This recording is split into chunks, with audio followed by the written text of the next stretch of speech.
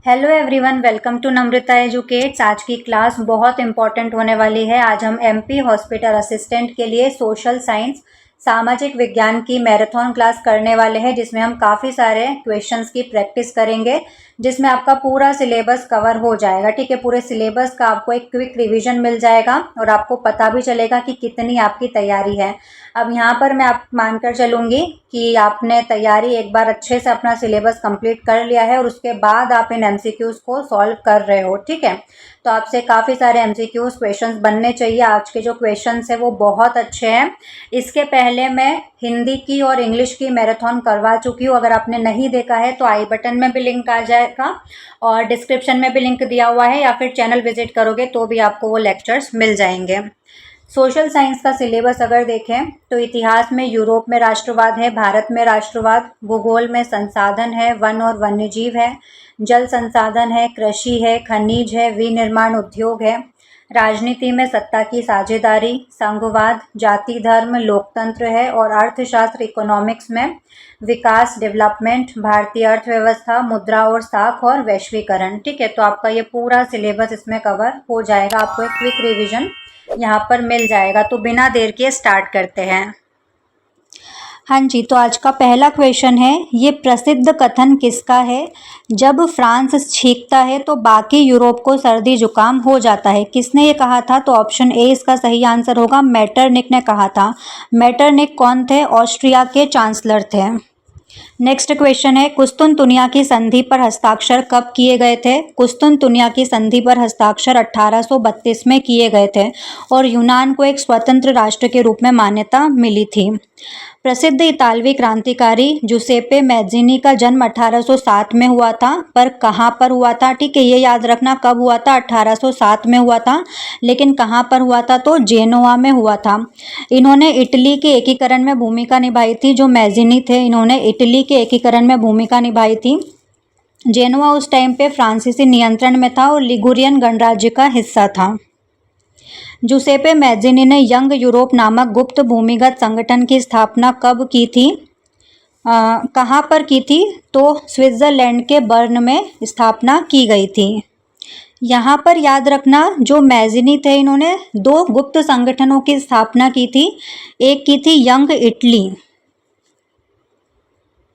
Young Italy की थी 1831 में। कहाँ पर की थी? फ्रांस के मार्सेई में।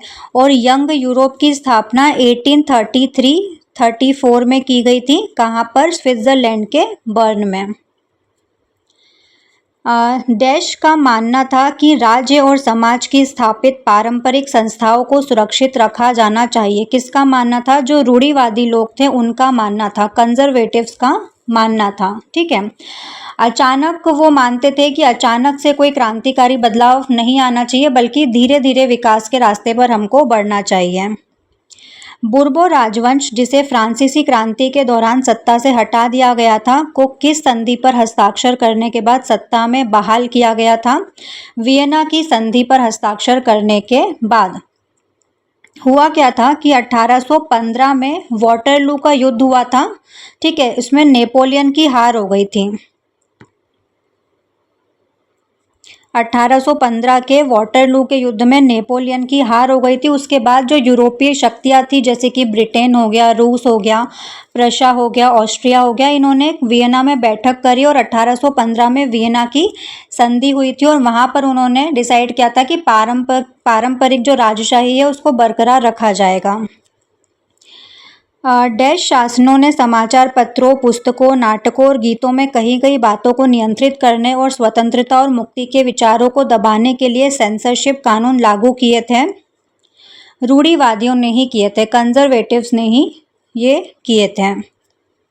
बाल्कन क्षेत्र का एक बड़ा हिस्सा कौन से साम्राज्य के नियंत्रण में था, जो 1871 के बाद यूरोप में राष्ट्रवादी तनावों का सबसे गंभीर स्रोत बनता है? ऑटोमन।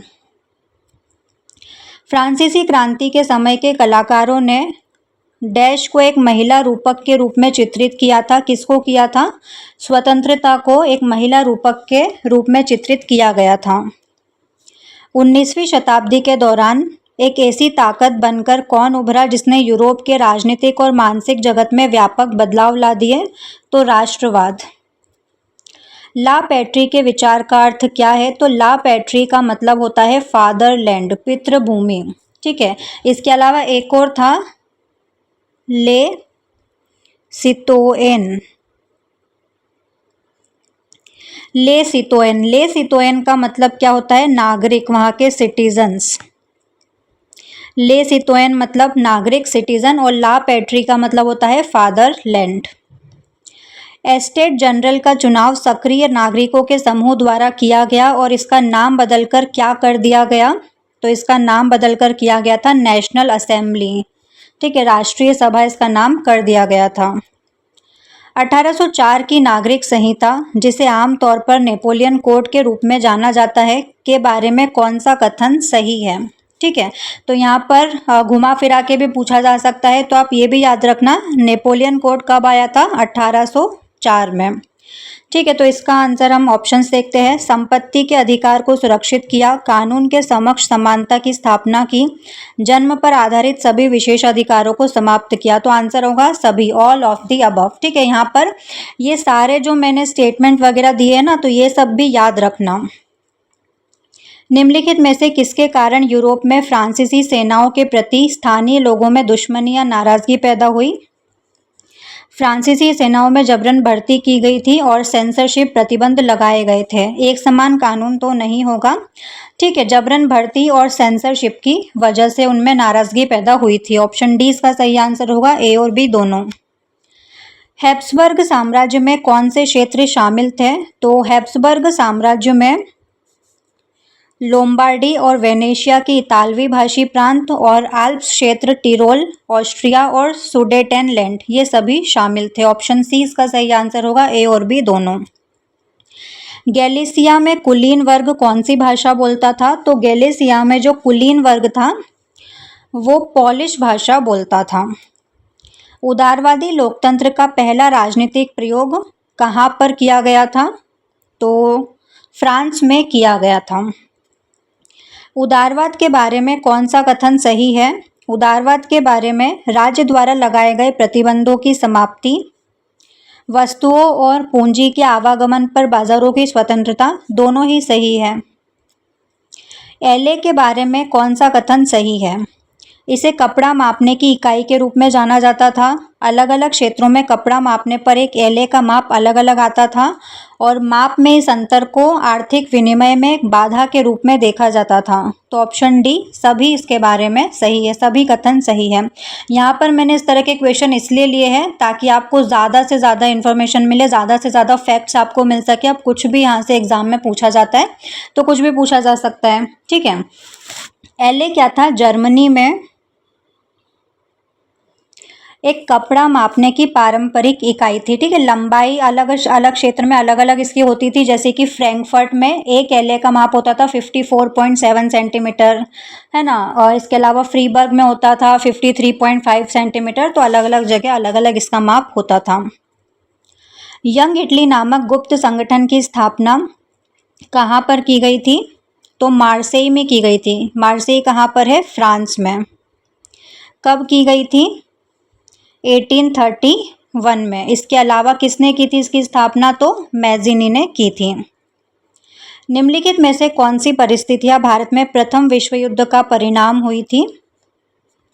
गांवों में जबरन भर्ती के कारण व्यापक गुस्सा था, सीमा शुल्क बढ़ा दिया गया था, आयकर की शुरुआत की गई थी। प्रथम विश्व युद्ध के परिणाम स्वरूप उपरोक्त सभी परिस्थितियां पैदा हुई थी। ऑप्शन डी इसका सही आंसर होगा। ठीक है, कब से कब तक हुआ था? 1914 से 1918 तक पहला विश्व युद्ध हुआ था।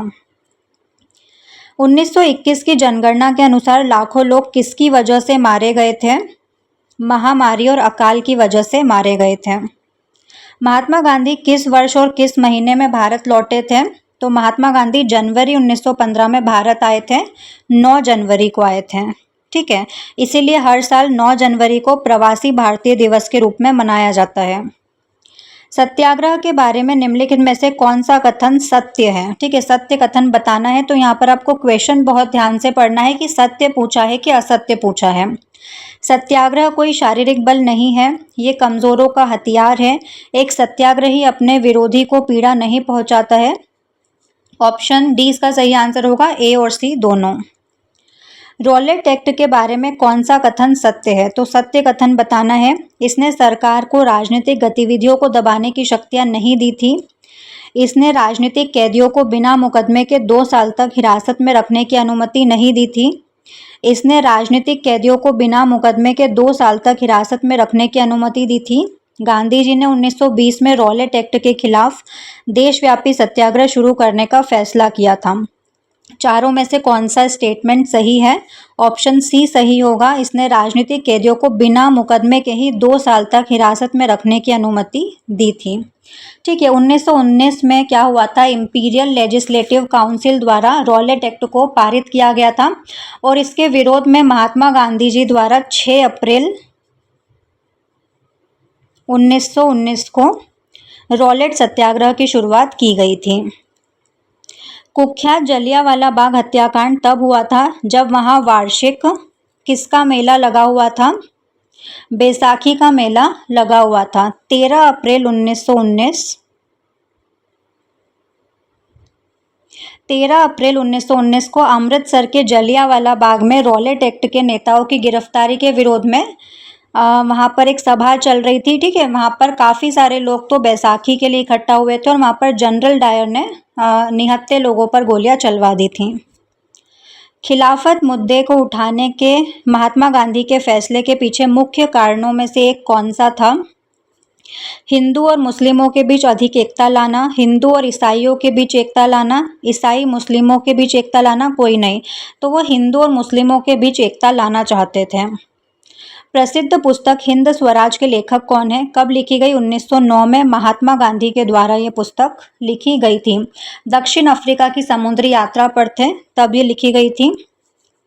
दिसंबर 1920 में हुए कांग्रेस अधिवेशन में एक समझौता हुआ और असहयोग कार्यक्रम को औपचारिक रूप से अपनाया गया। नागपुर में हुआ था। असहयोग आंदोलन के आर्थिक प्रभावों के बारे में कौन सा कथन सही है? सत्य कथन बताना है। 1921 और 1922 के बीच विदेशी कपड़े का आयात घटकर आधा रह गया था। कई स्थानों पर व्यापारी और दुकानदारों ने विदेशी वस्तुओं का व्यापार करने या विदेशी व्यापार में पैसा लगाने से इनकार कर दिया था। भारतीय कपड़ा मिलों और हथकरघों का उत्पादन बढ़ गया था, या फिर उपरोक्त सभी। तो ऑप्शन डी इसका सही आंसर होगा, ऑल ऑफ द अबव। 1921-22 में विदेशी कपड़े का जो आयात था वो गिरकर आधा रह गया था। पहले कितना होता था? 102 करोड़ से घटकर वो 57 करोड़ रह गया था। अवध में असहयोग आंदोलन के बारे में कौन सा कथन गलत है? अब असत्य कथन आपको बताना है। यहाँ असहयोग आंदोलन तालुकादारों और जमींदारों के खिलाफ था। अवध में किसानों का नेतृत्व बाबा रामचंद्र ने किया था। पट्टेदारों के पास कार्यालय की कोई सुरक्षा नहीं थी। किसानों ने बेगार की समाप्ति की मांग नहीं की थी। ऑप्शन डी इसका सही आंसर होगा। किसानों ने बेगार की समाप्ति की मांग नहीं की थी, ये गलत है, उन्होंने की थी। ठीक है, किसानों ने बेगार की समाप्ति की मांग करी थी, इसलिए ये वाला कथन गलत हो जाएगा। आदिवासी लोगों ने ब्रिटिश शासन के खिलाफ निम्नलिखित में से किन कारणों से विद्रोह किया था? कौन कौन से कारण थे विद्रोह के? आदिवासी लोगों को अपने मवेशियों को चराने के लिए जंगलों में प्रवेश करने से रोक दिया गया था। आदिवासी लोगों को ईंधन की लकड़ी और फल इकट्ठा करने से रोक दिया गया था। आदिवासी लोगों के पारंपरिक अधिकारों से उन्हें वंचित कर दिया गया था। सभी कारण थे। बागान श्रमिकों को किसकी अनुमति के बिना चाय के बागानों को छोड़ने की इजाज़त नहीं थी? इनलैंड इमिग्रेशन एक्ट 1859 के तहत। गांधी जी ने असहयोग आंदोलन को वापस लेने का निर्णय कब किया? फरवरी 1922 में, जब चौरा चौरी कांड हो गया था गोरखपुर उत्तर प्रदेश में। स्वराज पार्टी का गठन किन नेताओं ने किया था? तो स्वराज पार्टी 1923 में गठित हुई थी और किस किस ने किया था? CR दास और मोतीलाल नेहरू ने। साइमन कमीशन किस वर्ष भारत आया था? तो साइमन कमीशन 1928 में भारत आया था। इसमें सारे सदस्य विदेशी थे, भारतीय एक भी सदस्य नहीं था। जवाहरलाल नेहरू की अध्यक्षता में लाहौर कांग्रेस अधिवेशन ने भारत के लिए पूर्ण स्वराज की मांग को कब औपचारिक रूप दिया था? दिसंबर 1929 में। ठीक है, और यहीं पर कहा गया था कि 26 जनवरी 1930 को स्वतंत्रता दिवस मनाया जाएगा। इसलिए जब हमारा संविधान 26 नवंबर को ही बनकर तैयार हो गया था, तब भी हमने 26 जनवरी को पूर्णतः अपने संविधान को लागू किया, इसी दिन की याद में। महात्मा गांधी ने साबरमती में अपने आश्रम से दांडी तक अपनी प्रसिद्ध नमक यात्रा शुरू की थी, जिसमें उन्होंने कितनी दूरी तय की थी? 240 मील की दूरी इन्होंने तय की थी। ठीक है, 78 लोगों के साथ ये गए थे और 24 दिन तक प्रतिदिन लगभग 10 मील ये चलते थे। महात्मा गांधी किस तारीख को 1930 में दांडी पहुंचे थे? 6 अप्रैल को पहुंचे थे। ठीक है, 12 मार्च से 6 अप्रैल। गांधी इरविन समझौते पर हस्ताक्षर कब किए गए थे? 5 मार्च 1931 को हस्ताक्षर किए गए थे। उत्पत्ति के आधार पर संसाधनों को किस रूप में वर्गीकृत किया जा सकता है? जैव और अजैव, बायोटिक और एबायोटिक के रूप में। उत्पत्ति के आधार पर, अब वहीं पर कहा जाए कि उपलब्धता के आधार पर तो नवीकरणीय और अनवीकरणीय में।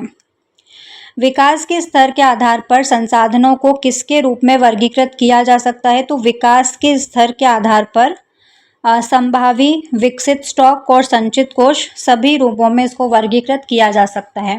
अब देखो, ये जो संभावी है, इसका मतलब क्या होता है कि किसी क्षेत्र में संसाधन मौजूद है लेकिन अभी उपयोग नहीं किए गए हैं। विकसित का मतलब होता है जिनका सर्वेक्षण हो चुका है, उपयोग के लिए वो तैयार है। और संचित, स्टॉक का मतलब होता है पर्यावरण में उपलब्ध पदार्थ जो उपयोगी हो सकते हैं लेकिन हमारे पास अभी उसके लिए कोई भी टेक्नोलॉजी उपलब्ध नहीं है। ठीक है, संचित का मतलब होता है स्टॉक का हिस्सा ही है ये, लेकिन मौजूदा तकनीक से उसको हम इस्तेमाल भी कर सकते हैं, पर भविष्य के लिए हमने उसको बचा कर रखा है। निम्नलिखित में से कौन सा कथन सत्य है? तो सत्य कथन हमको बताना है। अजैव संसाधन जैव मंडल से प्राप्त होते हैं और उनमें जीवन होता है, जिससे मनुष्य, वनस्पति, जीव जंतु। जैव संसाधन वे सभी चीजें हैं जो निर्जीव चीजों से बनी है, जैसे कि चट्टानें और धातुएं। तो विकल्प ए और बी दोनों गलत है, दोनों एक दूसरे का अपोजिट लिखा हुआ है। जो अजैव संसाधन होते हैं वो निर्जीव होते हैं, जैसे चट्टानें, धातुएं, और जो जैव संसाधन होते हैं वो जिनमें जीवन होता है, जैसे कि मनुष्य, वनस्पति और जीव जंतु। तो दोनों कथन गलत हैं। खनिज और जीवाश्म ईंधन अनवीकरणीय संसाधनों के उदाहरण हैं जिनके निर्माण में कितना समय लगता है?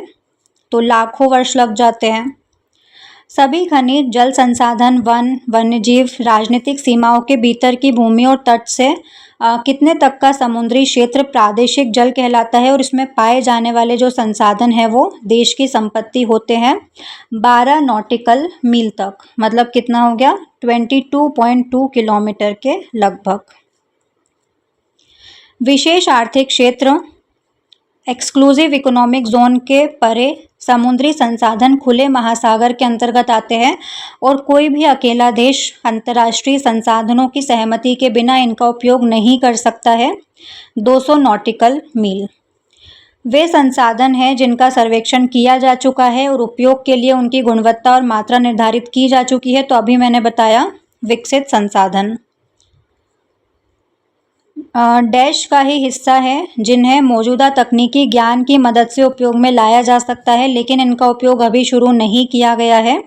संचित कोष कहलाते हैं यह। जून 1992 में 100 से अधिक देशों के राष्ट्राध्यक्ष पहले अंतर्राष्ट्रीय पृथ्वी सम्मेलन के लिए ब्राजील के कहाँ पर मिले थे? रियो डी जेनेरियो में। रियो सम्मेलन ने वैश्विक वन सिद्धांतों का समर्थन किया और 21वीं सदी में सतत विकास प्राप्त करने के लिए किसको अपनाया? एजेंडा 21 को अपनाया। यहाँ पर 21 का मतलब 21वीं सदी से है। एजेंडा 21 के बारे में कौन सा कथन सत्य है? तो सत्य कथन बताना है। इसका उद्देश्य वैश्विक सतत विकास प्राप्त करना है, सही है। ये वैश्विक सहयोग के माध्यम से पर्यावरणीय क्षति, गरीबी और बीमारी से लड़ने का एक एजेंडा है, ये भी सही है। एजेंडा 21 का एक मुख्य उद्देश्य ये है कि प्रत्येक स्थानीय सरकार को अपना स्थानीय एजेंडा 21 तैयार नहीं करना चाहिए, नहीं करना चाहिए। ठीक है, तो ये वाला गलत हो जाएगा। ए और बी दोनों सही है। झारखंड, छत्तीसगढ़ और मध्य प्रदेश राज्य खनिजों और किसके भंडारों से समृद्ध है? कोयले के। राजस्थान राज्य सौर ऊर्जा और किस ऊर्जा से भरपूर है लेकिन वहाँ जल संसाधनों की कमी है? तो वहाँ पर पवन ऊर्जा है। वो प्रसिद्ध भारतीय स्वतंत्रता सेनानी कौन थे जिन्होंने संसाधन संरक्षण के बारे में एक महत्वपूर्ण बात कही थी? हमारे पास हर व्यक्ति की आवश्यकता की पूर्ति के लिए बहुत कुछ है लेकिन हम उसके लालच की संतुष्टि नहीं कर सकते। महात्मा गांधी ने ये कहा था। ब्रंडलैंड कमीशन रिपोर्ट किस वर्ष प्रकाशित हुई थी जिसने सतत विकास और इसे कैसे प्राप्त किया जाए इसके बारे में विचार साझा किए थे? 1987 में। और इस रिपोर्ट का टाइटल क्या था? Our common future. भारत के भूमि क्षेत्र का लगभग कितना प्रतिशत भाग मैदान है जो कृषि और उद्योग के लिए सुविधाएं प्रदान करता है? तो 43% भाग मैदान है। भारत के कुल सतह क्षेत्र का 30% भाग किसके अंतर्गत आता है? पर्वत के अंतर्गत आता है। वो भूमि जो एक या एक से कम कृषि वर्ष के लिए बिना खेती के छोड़ दी जाती है उसे किस रूप में जाना जाता है? उसे वर्तमान पड़ती भूमि कहा जाता है। वो भूमि जो 5 से अधिक कृषि वर्षों तक बिना खेती के छोड़ दी जाती है उसे किस रूप में जाना जाता है? कृषि योग्य बंजर भूमि के रूप में जाना जाता है। शुद्ध बोए गए क्षेत्र का पैटर्न एक राज्य से दूसरे राज्य में बहुत विभिन्न होता है। ये कुल क्षेत्र का 80% से अधिक कहाँ पर है? पंजाब में। हब्बार्डिया हेप्टान्यूरोन किसकी एक प्रजाति है? तो ये घास की एक प्रजाति है। एक लुप्तप्राय प्रजाति है और ये ऐतिहासिक तौर पर कहाँ पाई जाती थी? तो ये पश्चिमी घाट की पानी की बौछारों के पास ये पाई जाती थी। मधुका इग्निक्सिस महुआ की एक जंगली किस्म, ये क्या है? तो ये एक पौधा या पादप है। भारत में वन और वृक्ष आवरण इसके कुल भौगोलिक क्षेत्रफल का कितना प्रतिशत होने का अनुमान है? लगभग 24% होने का अनुमान है। भारत में खुले वन इसके कुल भौगोलिक क्षेत्रफल का कितना प्रतिशत है? लगभग 9% है। ठीक है। और खुले वनों में पेड़ों का घनत्व कितना है? तो 10 से 40%। नीली भेड़, एशियाई हाथी और गंगा की डॉल्फिन किसके उदाहरण है? तो ये सुभेद्य प्रजातियों के उदाहरण है, वल्नरेबल स्पीशीज के उदाहरण है। क्या होती है? तो IUCN के अकॉर्डिंग जो सुभेद्य प्रजातियां है वे है जिनकी संख्या घटकर उस स्तर तक, उस लेवल तक आ गई है जहां से यदि उनके घटने के कारण जैसे कि शिकार हो गया या जंगलों का काटना हो गया जिसकी वजह से उनकी संख्या कम हो रही है, अगर नहीं रोका गया तो वो संकटग्रस्त की श्रेणी में आ सकती है। एशियाई चीता और गुलाबी सिर वाली जो बत्तख होती है, पिंक हेड डक, ये किसके उदाहरण है? तो ये लुप्त प्रजातियों के उदाहरण है जो कि अब एक्सटिंक्ट हो चुकी है, लुप्त हो चुकी है। निम्नलिखित में से कौन सा स्थानिक प्रजातियों का एक उदाहरण है? एंडेमिक स्पीशी का उदाहरण बताना है। निकोबारी कबूतर। भारत में किस जीव को बहुत पहले वर्ष 1952 में लुप्त घोषित कर दिया गया था? एशियाई चीते को। 1947 में लास्ट 3 बचे थे जिनका शिकार कर दिया गया था, उसके बाद ही एक्सटेंट हो गए थे। डैश वे प्रजातियां हैं जिनके लुप्त होने का खतरा अभी मंडरा रहा है? संकटग्रस्त प्रजातियों का। काला हिरण, मगरमच्छ, भारतीय जंगली गधा और भारतीय गेंडा ये किसके उदाहरण हैं? तो ये संकटग्रस्त प्रजातियों के उदाहरण हैं। जनजातीय पट्टियों के बड़े हिस्से विशेष रूप से पूर्वोत्तर और डैश जूम खेती के कारण वनों की कटाई या शरण का शिकार हुए हैं, जो कि काटो और जलाओ कृषि का एक प्रकार है। मध्य भारत में, पूर्वोत्तर और मध्य भारत। पश्चिम बंगाल में स्थित बुक्सा टाइगर रिजर्व को वहां चल रहे किस खनन कार्य से गंभीर खतरा है? डोलोमाइट खनन से। सागौन के एकल फसल रोपण ने कहाँ के प्राकृतिक वनों को भारी नुकसान पहुंचाया है? दक्षिण भारत के। हिमालयन यव जो एक औषधीय पौधा है किसके विभिन्न भागों में पाया जाता है? हिमाचल प्रदेश और अरुणाचल प्रदेश के भागों में यह पाया जाता है। तो याद रखना, हिमालयन यव क्या है? एक औषधीय पौधा है। हिमालयन यव की छाल, पत्ती, टहनी और जड़ों से टेक्सोल नाम का एक रासायनिक यौगिक निकाला जाता है। क्या नाम है? टेक्सोल नाम का, जिसका उपयोग किस बीमारी के इलाज के लिए किया जाता है? और ये बीमारी के लिए दुनिया में सबसे ज़्यादा बिकने वाली दवा भी है। कैंसर की बीमारी का इलाज होता है इससे। भारतीय वन्यजीव अधिनियम किस वर्ष लागू किया गया था जिसमें आवासों की सुरक्षा के लिए विभिन्न प्रावधान किए गए थे? 1972 में लागू किया गया था। निम्नलिखित में से कौन से जीव गंभीर रूप से संकट में थे और केंद्र सरकार ने उनकी सुरक्षा के लिए कई परियोजनाओं की घोषणा की थी? कश्मीरी महामृग, एशियाई शेर और एक सींग वाला गैंडा, सभी के लिए।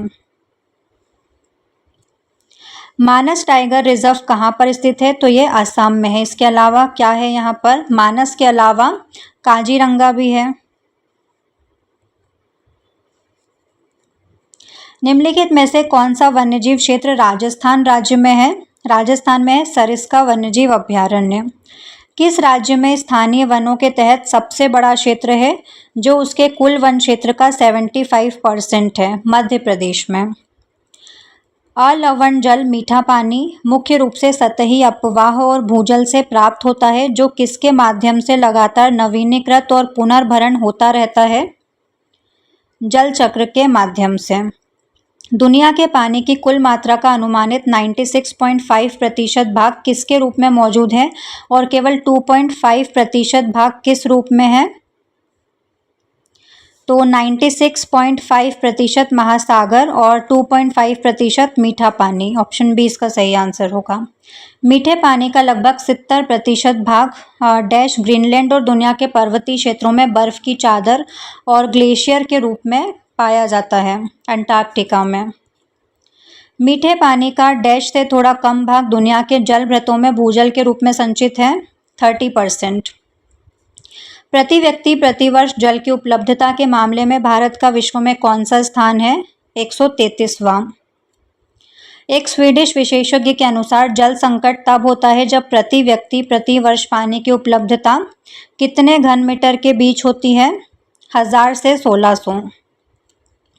भारत में कुल उत्पादित बिजली का लगभग 22% हिस्सा किसके द्वारा प्राप्त होता है? जल विद्युत ऊर्जा के द्वारा। प्राचीन काल से ही नागार्जुन कोंडा में परिष्कृत सिंचाई प्रणालियों के साक्ष्य मिले हैं। ये कहाँ पर स्थित है? आंध्र प्रदेश में। 14वीं शताब्दी में इल्तुतमिश द्वारा सिरी फोर्ट क्षेत्र में पानी की आपूर्ति के लिए किस टैंक का निर्माण कराया गया था? हौज खास, दिल्ली। देश भारत का ऐसा पहला राज्य है जिसने पूरे राज्य में सभी घरों के लिए छत पर वर्षा जल संचयन संरचनाओं को अनिवार्य कर दिया है, कंपलसरी कर दिया है? तमिलनाडु में। महानदी बेसिन में स्थित कौन सी परियोजना जल संरक्षण को बाढ़ नियंत्रण के साथ एकीकृत करती है? हीराकुंड परियोजना। सतलज व्यास नदी बेसिन में किस परियोजना के जल का उपयोग जल विद्युत उत्पादन और सिंचाई दोनों के लिए किया जा रहा है? भाखड़ा नांगल परियोजना। किसने गर्व से बांधों को आधुनिक भारत का मंदिर कहा था क्योंकि वो तेजी से बढ़ते औद्योगिकरण और शहरी व्यवस्था के विकास के साथ कृषि और ग्रामीण अर्थव्यवस्था को भी एकीकृत करेंगे? जवाहरलाल नेहरू ने कहा था बांधों को, जो डैम होते हैं उनको आधुनिक भारत का मंदिर कहा था जवाहरलाल नेहरू ने। एक विशेष क्षेत्र में गाया जाने वाला भादु गीत किस नदी की बाढ़ के कारण लोगों द्वारा झेली जाने वाली परेशानियों को बयां करता है, जिसे शोक की नदी कहा जाता है? दामोदर नदी को। नर्मदा बचाओ आंदोलन एक गैर सरकारी संगठन है जिसने नर्मदा नदी पर बनाए जा रहे किस बांध के खिलाफ आदिवासी लोग, किसान, जो पर्यावरणविद थे और मानवाधिकार कार्यकर्ताओं को इकट्ठा किया था? सरदार सरोवर बांध। मेघा पाटकर का नाम सुना होगा आपने। कोयना बांध सबसे बड़े बांधों में से एक है। ये कहाँ पर है? तो ये महाराष्ट्र में है। रिहंद बांध रिहंद नदी पर स्थित है जो किसकी एक सहायक नदी है? रिहंद नदी सोन नदी की सहायक है। कृष्णा गोदावरी जल विवाद का कारण कर्नाटक और आंध्र प्रदेश सरकारों द्वारा किस सरकार द्वारा एक बहुउद्देशीय परियोजना के लिए कोयना पर अधिक पानी मोड़ने को लेकर उठाई गई आपत्तियां है? महाराष्ट्र में। फलोदी और बाड़मेर में पारंपरिक रूप से लगभग सभी घरों में पीने के पानी के भंडारण के लिए भूमिगत टैंक या टांका स्थित होते थे। टांका कहा जाता था उनको। बाड़मेर और फलोदी कहाँ पर स्थित है? तो ये राजस्थान में है। बांस के पाइपों का उपयोग करके झरनों और नदियों के पानी को मोड़ने की 200 साल पुरानी प्रणाली किस राज्य में प्रचलित है? मेघालय में प्रचलित है। भारत में जूम खेती, जो कि कृषि का एक आदिम रूप है, उसे कहाँ बेवर या दहिया कहा जाता है? मध्य प्रदेश में बेवर या दहिया कहा जाता है। इसके अलावा आंध्र प्रदेश में पोडू या पंडा कहा जाता है, पेंडा, ठीक है। और उड़ीसा में पामा डाबी।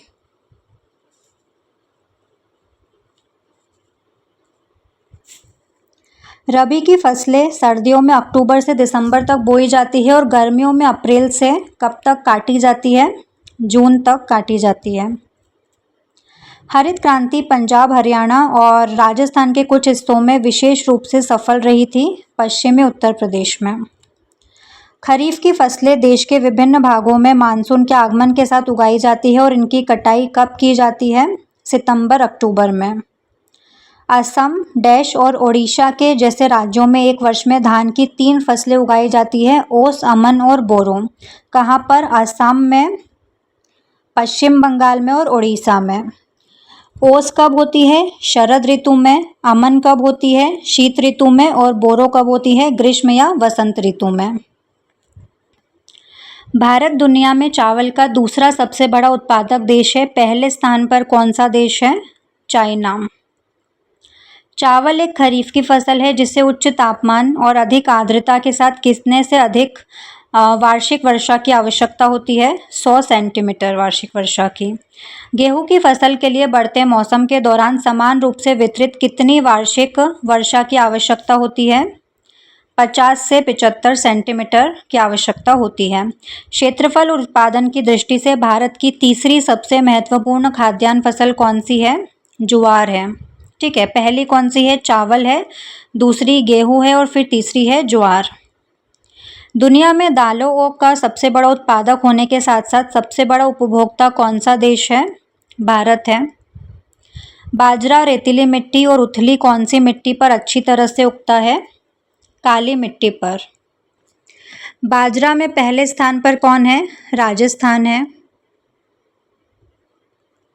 उसके बाद उत्तर प्रदेश और फिर उसके बाद है गुजरात। कौन सा देश दुनिया में गन्ने का सबसे बड़ा उत्पादक है? तो ब्राज़ील। ठीक है, ब्राज़ील के बाद सेकंड नंबर पे कौन सा आता है? भारत आता है। ठीक है, और इससे क्या क्या बनता है? चीनी, गुड़, खांडसारी वगैरह। कहाँ का जलपाईगुड़ी जिला भारत में एक प्रमुख चाय उत्पादक क्षेत्र है? कहाँ पर है ये? पश्चिम बंगाल में। भारत में कॉफ़ी की अरेबिका किस्म उगाई जाती है जिसे शुरुआत में कहाँ से लाया गया था? इस किस्म की कॉफ़ी की दुनिया भर में बहुत ज़्यादा मांग है, तो इसको यमन से लाया गया था। रबड़ एक महत्वपूर्ण औद्योगिक कच्चा माल है। ये मुख्य रूप से केरल, तमिलनाडु, कर्नाटक, अंडमान निकोबार द्वीप समूह और कहाँ की गारो पहाड़ियों में उगाया जाता है? तो बहुत ईजी है, गारो पहाड़ियाँ है मेघालय में। रबड़ क्या है? एक भूमध्य रेखीय फसल है जिसको 200 सेंटीमीटर से ज़्यादा वर्षा की, हाई टेम्परेचर की और हवा में नमी की ज़रूरत होती है। रेशम के रेशे के उत्पादन के लिए रेशम के कीड़ों को पालना क्या कहलाता है? सेरीकल्चर कहलाता है। ठीक है, सेरीकल्चर कहा जाता है, रेशम उत्पादन कहा जाता है। बाकी रेशम उत्पादन आपको कभी भी ऑप्शन में नहीं दिया रहेगा, इंग्लिश में ही लिखा रहेगा सेरीकल्चर। ठीक है, तो सेरीकल्चर इसका आंसर होगा। इसके अलावा मधुमक्खी पालन एपीकल्चर होता है और फूलों की खेती को फ्लोरिकल्चर कहा जाता है। किसके द्वारा शुरू किए गए भूदान ग्रामदान आंदोलन को रक्तहीन क्रांति के रूप में भी जाना जाता है? तो विनोबा भावे ने ये शुरू किया था। वर्ष 2010-11 में कुल कार्यबल का लगभग कितना प्रतिशत कृषि क्षेत्र में कार्यरत था, जो भारत की आधी से अधिक आबादी को आजीविका के लिए कृषि पर निर्भर बनाता है? 52%। भारत में कृषि के महत्व को देखते हुए भारतीय कृषि में सुधार के लिए किसे प्राथमिकता दी गई थी? भारतीय कृषि अनुसंधान परिषद की स्थापना को, मौसम विज्ञान और मौसम पूर्वानुमान के क्षेत्र में विकास को, कृषि विश्वविद्यालय, पशु चिकित्सा सेवा और पशु प्रजनन केंद्रों की स्थापना, उपरोक्त सभी। ऑपरेशन फ्लड का संबंध किससे है? तो ऑपरेशन फ्लड का संबंध श्वेत क्रांति दुग्ध उत्पादन से है। शुरुआत कब हुई? तो 1970 में डॉक्टर वर्गीस कुरियन के नेतृत्व में राष्ट्रीय डेयरी विकास बोर्ड के द्वारा इसकी शुरुआत की गई थी। सोना, चांदी और प्लेटिनम किसके उदाहरण हैं? तो ये बहुमूल्य खनिज के उदाहरण है, प्रीशियस मिनरल्स के उदाहरण हैं। कोबाल्ट निम्नलिखित में से किसका उदाहरण है? कोबाल्ट एक लौह खनिज का उदाहरण है। बलुआ पत्थर और अभ्रक किसके उदाहरण हैं? बलुआ पत्थर और अभ्रक अधात्विक खनिज के उदाहरण हैं। कोयला और प्राकृतिक गैस किस प्रकार के खनिजों के उदाहरण हैं? तो कोयला और प्राकृतिक गैस ऊर्जा खनिज के उदाहरण हैं। निम्नलिखित में से कौन धातु शोधन उद्योगों के विकास को एक मजबूत आधार प्रदान करता है? लौह खनिज।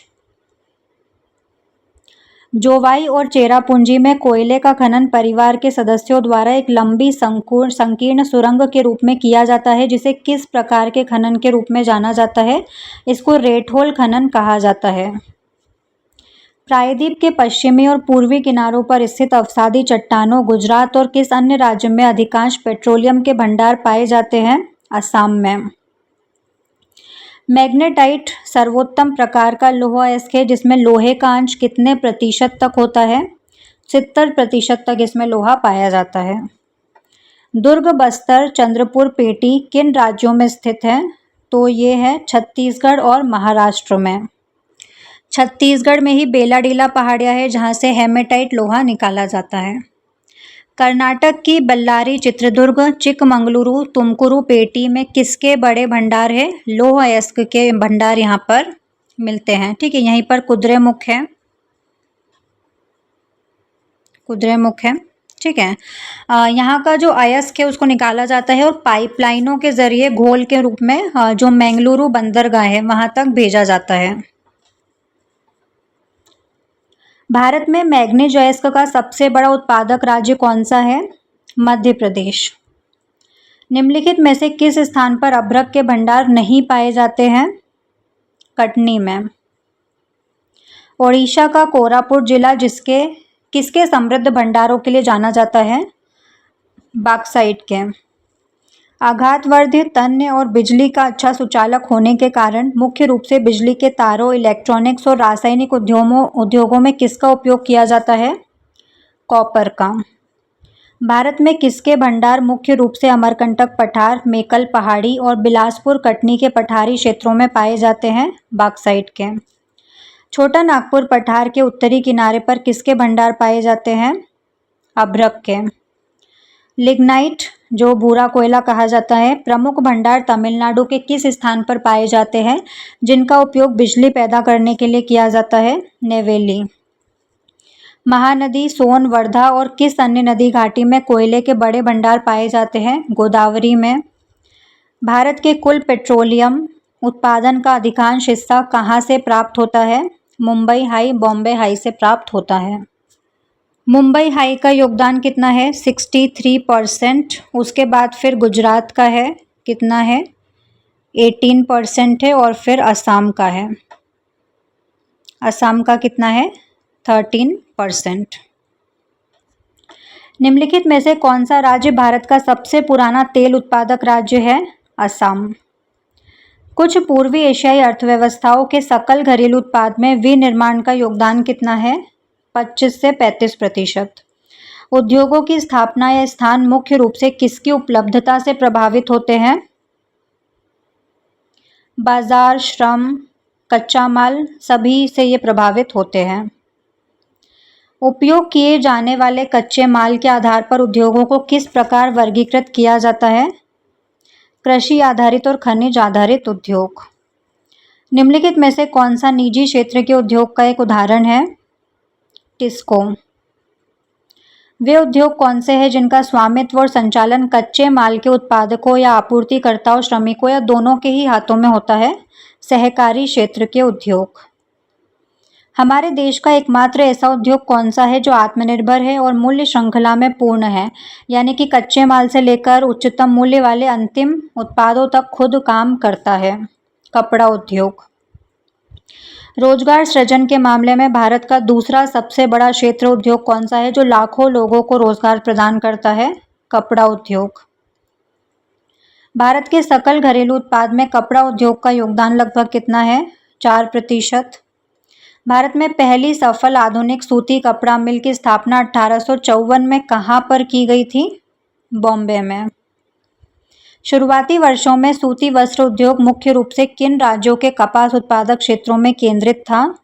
महाराष्ट्र और गुजरात। ठीक है, काली मिट्टी की अधिकता है और काली मिट्टी में कॉटन बहुत अच्छा होता है। निम्नलिखित में से कौन सा शहर रेशम उद्योग का केंद्र नहीं है?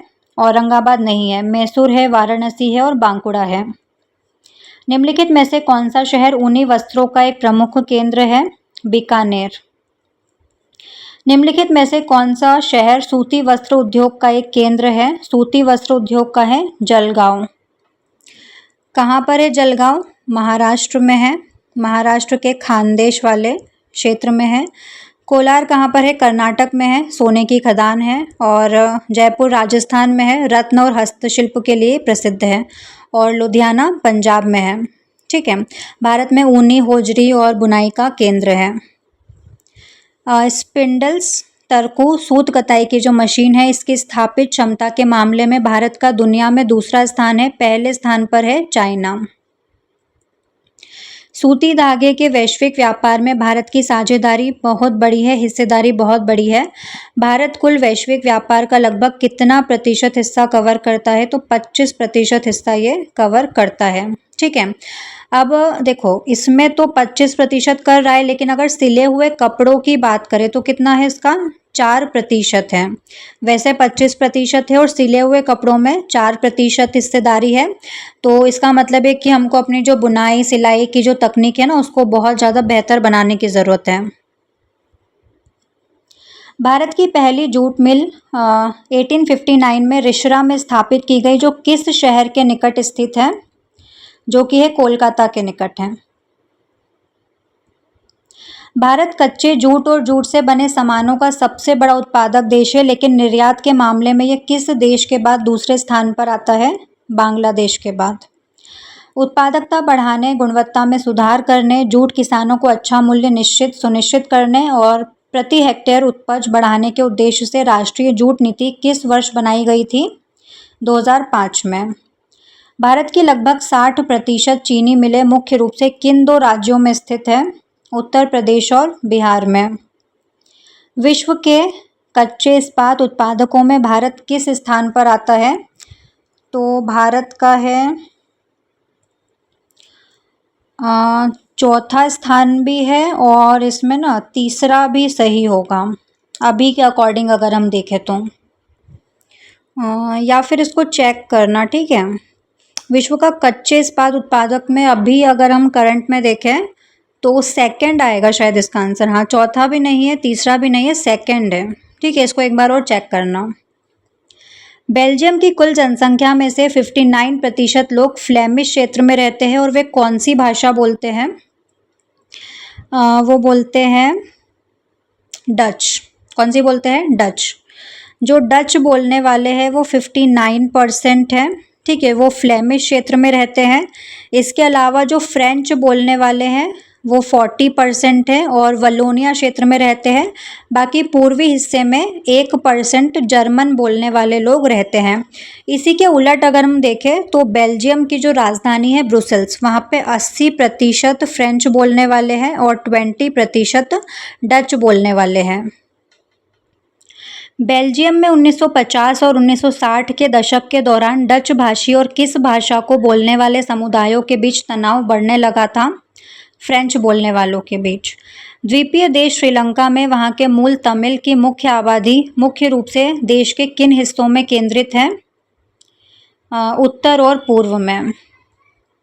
श्रीलंका के अधिकांश सिहली भाषी लोग किस धर्म को मानने वाले हैं?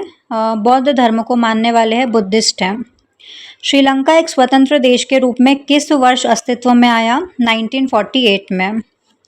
किस वर्ष में एक अधिनियम पारित करके तमिल भाषा को दरकिनार करते हुए केवल सिहली को श्रीलंका की एकमात्र आधिकारिक भाषा घोषित कर दिया गया था? 1956 में। बेल्जियम के संशोधित संविधान में ये प्रावधान किया गया कि केंद्र सरकार में डैश और फ्रेंच भाषी मंत्रियों की संख्या बराबर होगी? डच और फ्रेंच भाषी। ऐसी कौन सी सरकार है जिसका चुनाव एक ही भाषा बोलने वाले लोग डच, फ्रेंच और जर्मन करते हैं, चाहे वो देश में कहीं पर भी रहते हो? इस सरकार के पास सांस्कृतिक, शैक्षिक और भाषा संबंधी मुद्दों पर फैसले लेने का अधिकार होता है। सामुदायिक सरकार, कम्युनिटी गवर्नमेंट। जब यूरोप के कई देश एक साथ मिलकर यूरोपीय संघ बनाने के लिए आगे आते हैं तो किस शहर को इसका मुख्यालय चुना गया था? ब्रुसेल्स को मुख्यालय चुना गया था। सत्ता की साझेदारी के बारे में निम्नलिखित में से कौन सा कथन गलत है? गलत कथन बताना है, ठीक है, फॉल्स स्टेटमेंट। सत्ता की साझेदारी सामाजिक समूहों के बीच टकराव को कम करने में मदद करती है। सत्ता की साझेदारी राजनीतिक व्यवस्था के स्थायित्व के लिए एक अच्छा तरीका है। सत्ता की साझेदारी लोकतंत्र की आत्मा नहीं है। ये कथन गलत है, ठीक है, आत्मा तो है ही। पावर शेयरिंग होनी चाहिए, एक के हाथ में अगर पावर आ गई तो फिर तानाशाही होगी। सत्ता की साझेदारी के बारे में कौन सा कथन सही है? सत्य कथन हमको बताना है। सत्ता का बंटवारा सरकार के विभिन्न अंगों के बीच होता है। सत्ता का बंटवारा विभिन्न स्तरों पर सरकारों के बीच हो सकता है। सत्ता का बंटवारा विभिन्न सामाजिक समूहों के बीच भी किया जा सकता है। सभी कथन सही है। साझी संस्कृति और साझा संस्कृति के आधार पर होने वाले सामाजिक विभाजन को क्या कहा जाता है? जातीय विभाजन कहा जाता है, एथनिक। वो मान्यता या विश्वास क्या कहलाता है जिसके तहत ये माना जाता है कि बहुसंख्यक समुदाय को अपने मनचाहे ढंग से देश पर शासन करना चाहिए और इसके लिए उसे अल्पसंख्यक समुदाय की इच्छाओं और ज़रूरतों की परवाह नहीं होनी चाहिए? बहुसंख्यकवाद। बेल्जियम में कौन सी प्रशासनिक व्यवस्था विभिन्न सामाजिक समूहों के बीच सत्ता की साझेदारी का एक शानदार उदाहरण है? सामुदायिक सरकार। श्रीलंका का सबसे बड़ा सामाजिक समूह सिंहली भाषी लोगों का है जिनकी कुल आबादी में हिस्सेदारी कितने प्रतिशत की है? 74% की भागीदारी है इनकी, ठीक है। 74% तो सिंहली हो गए और तमिल कितने हैं?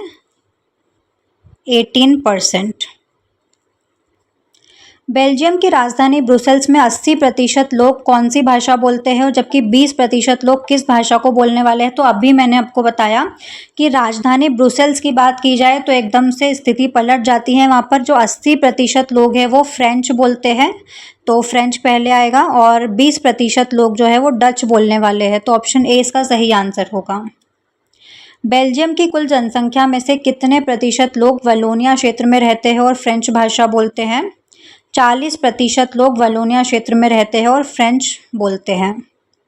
बेल्जियम की सीमाएं फ्रांस, नीदरलैंड, लग्जमबर्ग और किस देश के साथ लगती है? जर्मनी के साथ ये लगती है। किसी देश के अंदर विरोधी समूहों के बीच होने वाले उस हिंसक टकराव को क्या कहा जाता है जो इतना उग्र रूप ले ले कि एक युद्ध जैसा प्रतीत होने लगे? गृह युद्ध, सिविल वॉर। निम्नलिखित में से कौन सा कथन पूरी तरह सत्य है? ट्रू स्टेटमेंट हमको बताना है। पढ़ते हैं चारों। एक वैध सरकार वो है जहां नागरिक अपनी भागीदारी के माध्यम से शासन व्यवस्था से जुड़ता है। युक्तिपरक कारण इस बात पर जोर देते हैं कि सत्ता की साझेदारी से बेहतर परिणाम निकलेंगे, जबकि नैतिक कारण सत्ता के बंटवारे की मूल भावना को मूल्यवान बताते हैं।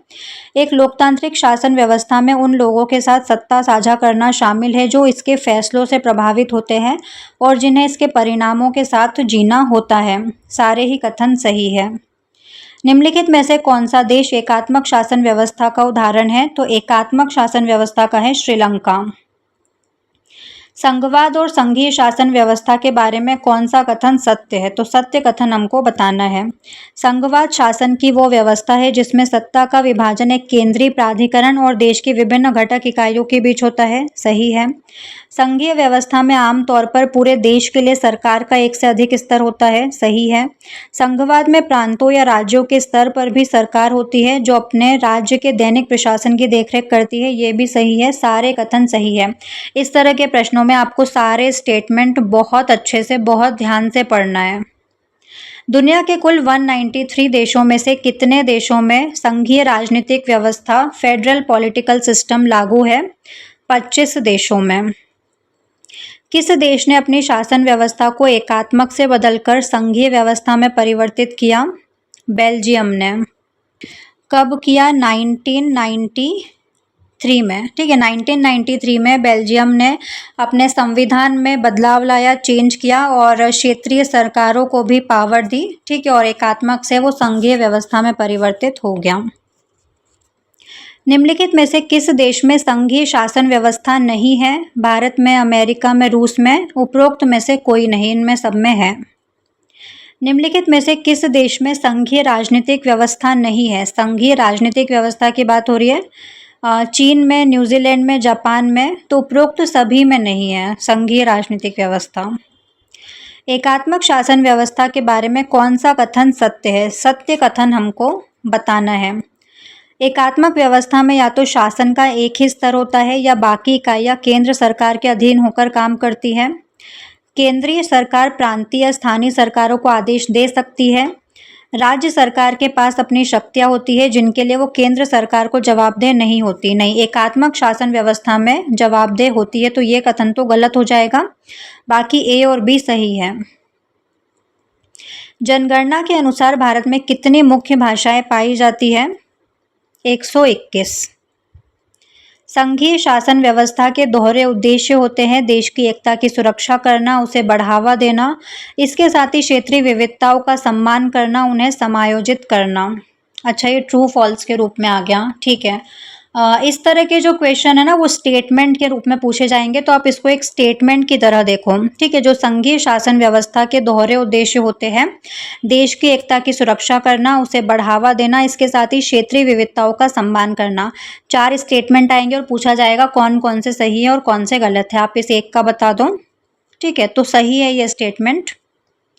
निम्नलिखित में से कौन सा देश साथ लेकर चलने वाले संघ का उदाहरण है? भारत। निम्नलिखित में से कौन सा देश साथ आकर संघ बनाने की व्यवस्था का उदाहरण है? अमेरिका। निम्नलिखित में से कौन से विषय संघ सूची यूनियन लिस्ट में शामिल है? बैंकिंग, विदेशी मामले और देश की रक्षा, सारे ही संघ सूची के विषय हैं। निम्नलिखित में से कौन से विषय राज्य सूची में शामिल है? कृषि, सिंचाई, पुलिस, सारे राज्य सूची के विषय हैं, ठीक है। इस तरह की और भी लिस्ट आप याद कर लेना, क्योंकि कोई भी विषय आपसे इंडिविजुअल भी पूछा जा सकता है कि राज्य सूची का है, समवर्ती सूची का है, संघ सूची का है, तो लिस्ट आप एक बार देख लेना। समवर्ती सूची के विषयों पर बनाए गए कानूनों में यदि केंद्र और राज्यों के बीच टकराव होता है तो किसका कानून मान्य होगा? केंद्र सरकार का कानून मान्य होगा। अवशिष्ट विषयों जो किसी सूची में शामिल नहीं है, इस पर कानून बनाने का अधिकार किसके पास होता है? केंद्र सरकार के पास होता है। अवशिष्ट विषय इसका मतलब है कि जब 1950 में हमारा संविधान बना था उस टाइम वो विषय नहीं थे। जैसे कि मान लो एआई, ठीक है, उस टाइम तो एआई जैसा कुछ था नहीं, अब आया है। कंप्यूटर सॉफ्टवेयर हो गया, ठीक है, इस तरह के जो विषय है जो उस टाइम नहीं थे और अब आएंगे फ्यूचर में, तो उनको कहा जाता है अवशिष्ट विषय, ठीक है। इन पर कानून कौन बनाएगा? केंद्र सरकार। भारत के निम्नलिखित में से किन राज्यों को विशेष दर्जा प्राप्त है? अरुणाचल प्रदेश, मिजोरम, नागालैंड, सभी को। विशिष्ट सामाजिक और ऐतिहासिक परिस्थितियों के कारण भारत का संविधान कुछ राज्यों को विशेष दर्जा देता है। ये प्रावधान किस अनुच्छेद में दिए गए हैं? आर्टिकल 371 में ये प्रावधान दिए गए हैं। आर्टिकल 370 तो आपको पता है जम्मू कश्मीर से रिलेटेड है, ठीक है, जिसमें चेंजेस किए गए थे। बाकी जो आर्टिकल 371 है उसका ए से जे तक, इसमें 11 राज्य शामिल है। कितने? 11 राज्य। कौन कौन से हैं?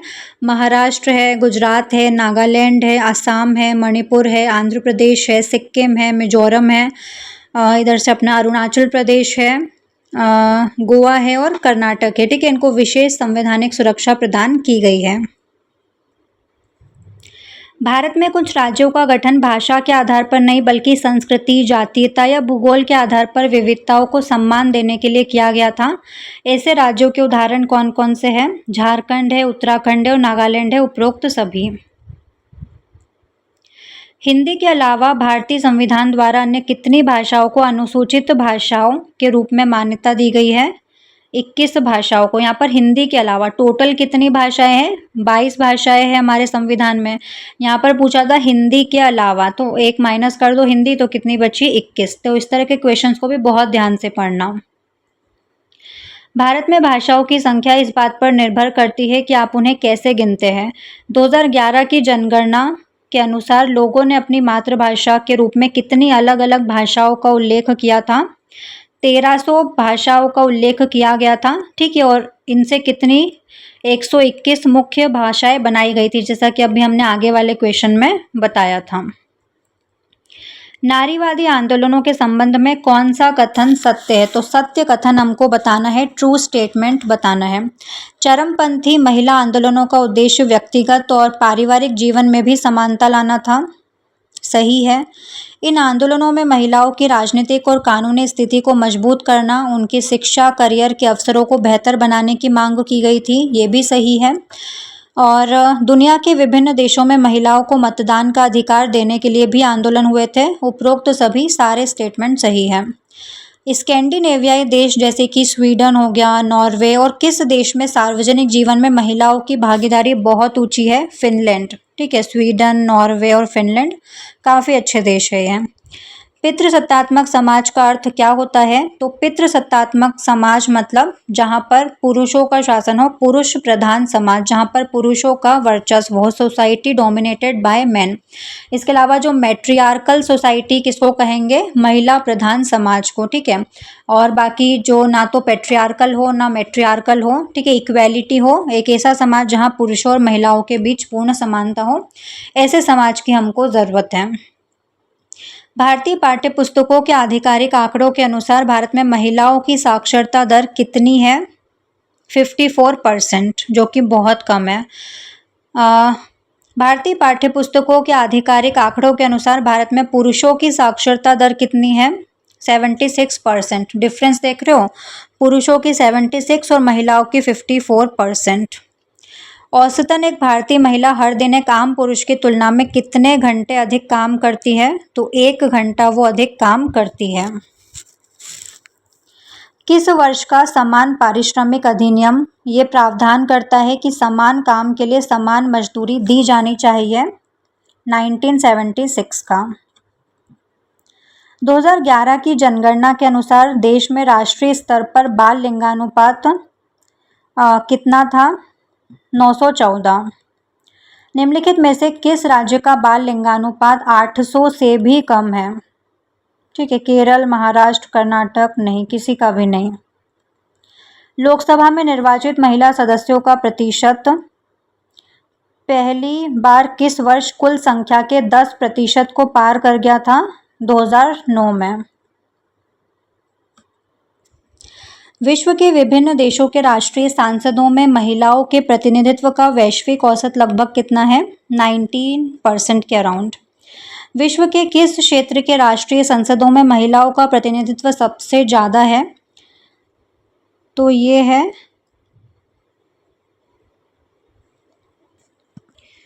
प्रशांत महासागरीय, अमेरिकी, मध्य पूर्व, नॉर्डिक देशों में। ठीक है, नॉर्डिक देशों में कौन कौन से आते हैं? स्वीडन आ जाएगा, नॉर्वे, डेनमार्क, फिनलैंड। ठीक है, 40% से ज़्यादा यहाँ पर देखने को मिलता है।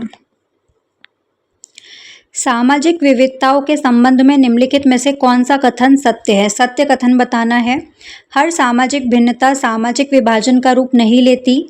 सामाजिक भिन्नताएं समान लोगों को एक दूसरे से अलग कर सकती है, लेकिन वो पूरी तरह से भिन्न लोगों को आपस में जोड़ भी सकती है। विभिन्न सामाजिक समूहों से संबंध रखने वाले लोग अपने समूहों की सीमाओं को पार करके भी आपस में समानताएं असमानताएं साझा कर सकते हैं। सारे ही स्टेटमेंट सही है। स्थानीय सरकारी निकाय जैसे कि पंचायत हो गया, नगर पालिका हो गई, अब महिलाओं के लिए कितनी सीटें आरक्षित हैं? 1/3, 1/3। किसका मानना था कि धर्म को कभी भी राजनीति से अलग नहीं किया जा सकता? उनका विचार था कि राजनीति को धर्म से मिली नैतिकता द्वारा निर्देशित होना चाहिए। महात्मा गांधी का ऐसा मानना था। ठीक है, लेकिन उनके लिए धर्म वो नहीं था जो आज हम धर्म को समझ बैठे हैं। सांप्रदायिक राजनीति के संबंध में निम्नलिखित में से कौन से कथन सत्य है? सत्य कथन बताना है। राज्य की शक्ति का उपयोग अन्य धार्मिक समूहों पर किसी एक धार्मिक समूह का वर्चस्व स्थापित करने के लिए किया जाता है। सही है। एक धर्म के विश्वास और विचारों को दूसरे धर्मों से श्रेष्ठ या ऊपर प्रस्तुत किया जाता है। सही है। सांप्रदायिक राजनीति इस विचार पर आधारित होती है कि धर्म ही सामाजिक समुदाय का मुख्य आधार है। ये भी सही है। ठीक है, ऑप्शन डी इसका सही आंसर हो जाएगा। आज के टाइम पर आप देख ही रहे होंगे इसको। ठीक है, सांप्रदायिक राजनीति को। फिर कौन से कानून होते हैं जो परिवार से जुड़े मामले जैसे कि विवाह, तलाक, गोद लेना, उत्तराधिकार, संपत्ति का बंटवारा, इनसे संबंधित होते हैं? पारिवारिक कानून। ठीक है, फैमिली लॉ। निम्नलिखित में से किस देश का कोई आधिकारिक या राजकीय धर्म नहीं होता है? भारत का नहीं है, श्रीलंका का है, इंग्लैंड का है, पाकिस्तान का है। भारत एक सेक्युलर कंट्री है। भारतीय धर्मनिरपेक्षता के संबंध में कौन सा कथन सत्य है? सत्य कथन बताना है हमको। भारत का संविधान धार्मिक समुदायों के भीतर समानता सुनिश्चित करने के लिए राज्य को धार्मिक मामलों में हस्तक्षेप करने की अनुमति देता है। संविधान धर्म के आधार पर किसी भी प्रकार के भेदभाव को पूरी तरह से प्रतिबंधित करता है और संविधान सभी व्यक्ति समुदायों को किसी भी धर्म को मानने, उनका अभ्यास करने और प्रचार करने या किसी भी धर्म का पालन न करने की स्वतंत्रता देता है। सारे ही स्टेटमेंट सही हैं। भारत की विभिन्न राज्य विधानसभाओं में महिलाओं का प्रतिनिधित्व औसतन कितना है? 5% से भी कम है। ठीक है, मतलब संसद में तो फिर भी ठीक है, विधानसभाओं में तो और भी हालत खराब है। लोकतांत्रिक सरकार के बारे में कौन सा कथन सत्य है? सत्य कथन बताना है। लोकतांत्रिक सरकार एक वैध सरकार होती है। सही है। लोकतांत्रिक सरकार सुस्त, कम कुशल हो सकती है और ये ज़रूरी नहीं कि वो हमेशा बहुत उत्तरदायी या साफ सुथरी हो। ये भी बिल्कुल सही है। लोकतांत्रिक सरकार जनता की अपनी सरकार होती है। ये भी सही है। सारे कथन सही हैं। किस देश को छोड़कर दक्षिण एशिया में हर जगह तानाशाही की तुलना में लोकतंत्र को प्राथमिकता दी जाती है? पाकिस्तान में। ठीक है, किस देश को छोड़कर बोला है ना, मैं वही सोच रही थी, तो पाकिस्तान को छोड़कर। नीचे दिए गए देशों में से किस देश में लोकतंत्र के प्रति जनता का समर्थन सबसे अधिक होता है? भारत में। किसी देश के आर्थिक विकास में निम्नलिखित में से कौन से कारक भूमिका निभाते हैं? अन्य देशों से सहयोग, वैश्विक संबंध, जनसंख्या का आकार, सरकार द्वारा अपनाई गई आर्थिक प्राथमिकताएं और नीतियां। सारे सही हैं। नीचे दिए गए देशों में से किस देश में राष्ट्रीय आय का सबसे बड़ा हिस्सा आबादी के 20% अमीर लोगों के हाथों में केंद्रित है? दक्षिण अफ्रीका में। नीचे दिए गए देशों में से किस देश में राष्ट्रीय आय का सबसे कम हिस्सा आबादी के शेष 20% अमीर लोगों के हाथों में केंद्रित है? हंगरी में। वर्ष 1950 से 2000 तक विभिन्न देशों के लिए आर्थिक विकास दर निम्नलिखित में से किसमें सबसे ज़्यादा थी? सभी तानाशाही शासनों में। सामाजिक विविधता और टकरावों के संबंध में कौन सा कथन सत्य है? ट्रू स्टेटमेंट हमको बताना है। अक्सर आंतरिक सामाजिक मतभेदों की अनदेखी करते हैं या उनको दबा देते हैं गैर लोकतांत्रिक शासन। सही है।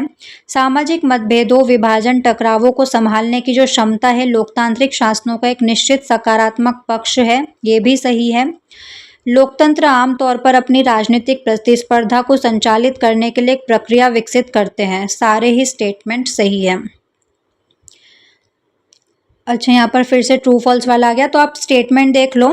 ठीक है, इस तरह का तो नहीं आएगा, 4 ऑप्शन आएंगे आपको और उसमें से आएगा कौन से स्टेटमेंट सही है, कौन से स्टेटमेंट गलत है। भारत में लोकतंत्र ने वंचित और भेदभाव का शिकार हुई जातियों के समान दर्जे और समान अवसर के दावों को मजबूत किया है। सही स्टेटमेंट है। नीचे दिए गए देशों में से किस देश के लोगों में ये विश्वास सबसे अधिक है कि उनके वोट से फर्क पड़ता है? नेपाल में। ठीक है, अभी देख ही लिया है आपने।